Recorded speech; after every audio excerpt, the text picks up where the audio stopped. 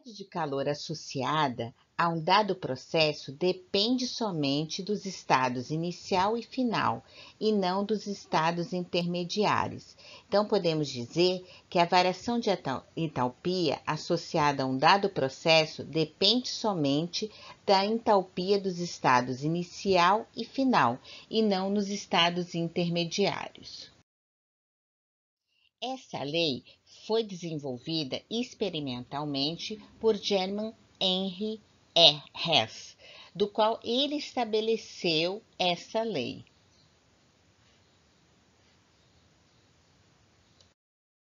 Nesse esquema a seguir, a gente vai ver como aplicar essa lei. Então, a lei de Hess envolve reações químicas, onde ocorre o somatório das entalpias, ou seja, variação de entalpia. Essa energia ela vai ser associada à quebra ou formação para calcular o ΔH. Então, a formação de ligação e a quebra de ligação é primordial, onde a formação da ligação é endotérmica, onde o ΔH é positivo, e a quebra de ligação é endotérmica, onde também é positivo. Então, o ΔH como é calculado? É os reagentes menos os produtos, ou seja, são o que está sendo formado e reagindo. Então, eu tenho uma reação A, B, que dá C e D. A reação A, ela vai ter a variação de entalpia H1.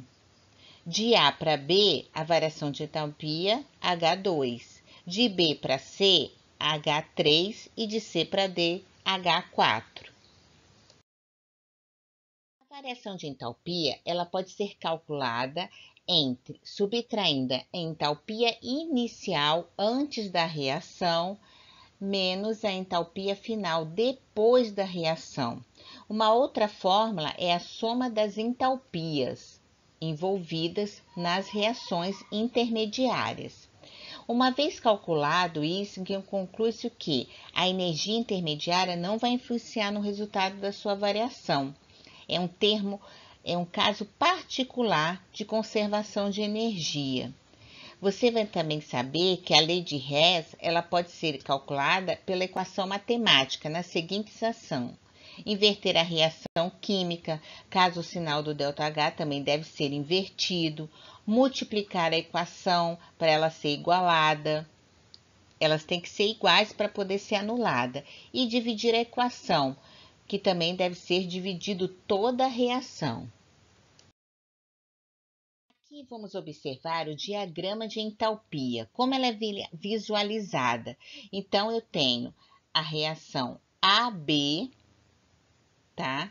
E C. O que acontece? O A vai acontecer o ΔH1, ΔH2 e ΔH3. Se vocês observarem o que está sendo pontilhado, ele quer saber o quê? O ΔH3. Então, ele precisa do ΔH1 mais o ΔH2, visualizado pelo diagrama de entalpia. O diagrama acima, o que ele mostra? Que são reações sofridas, então elas absorvem energia, são endotérmicas. O ΔH1, que acontece de A para B, suponhamos que seja um valor de 122 kJ. O ΔH2, de B para C, 224 kJ. O ΔH3, que é a variação de A para C, é que corresponde à variação de entalpia da reação A para C. Então, a gente quer descobrir o quê? O valor de ΔH3, onde ocorre da reação de A para C, a variação dessas duas incógnitas, duas reações. Então, vocês podem observar que o ΔH3 vai ser o quê? A soma do ΔH1 mais o ΔH2, ou final menos inicial. Vai dar um valor de 346 kJ, ou 224 kJ. Aplicando a lei de Hess, vamos ver um exemplo do carbono grafite. Então, o carbono grafite é uma forma alotrópica, tá? Porque o carbono ele pode ser grafite e pode ser diamante. Então, vamos ver a reação do grafite. Carbono, grafite mais oxigênio dá CO2. O dióxido de carbono tem o valor de ΔH. Então, cada reação ela tem um valor tabelado. O 2 de hidrogênio mais oxigênio, 2 de H2O. O CO2 mais 2 de H2O, CH4 mais 2 de oxigênio. Nós vamos eliminar o que for igual, tanto nos reagentes quanto nos produtos, como se fosse somando. Na matemática, você soma e ocorre quando é anulado em sentidos opostos. Então, vamos ver. O CO2 você pode eliminar, porque ele está no reagente e na cima da reação ele está no produto. O oxigênio você pode anular com o outro. O outro oxigênio vai sobrar 1, certo? O 2H2 você também pode eliminar. O que vai ser o resultado? C grafite mais 2 de hidrogênio, CH4, tá?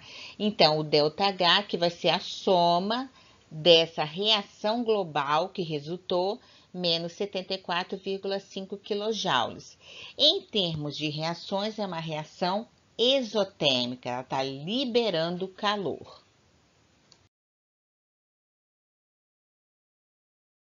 Obrigado pela atenção de todos. Espero que vocês tenham entendido sobre lei de Hess. Qualquer dúvidas, é só me procurar. Obrigada.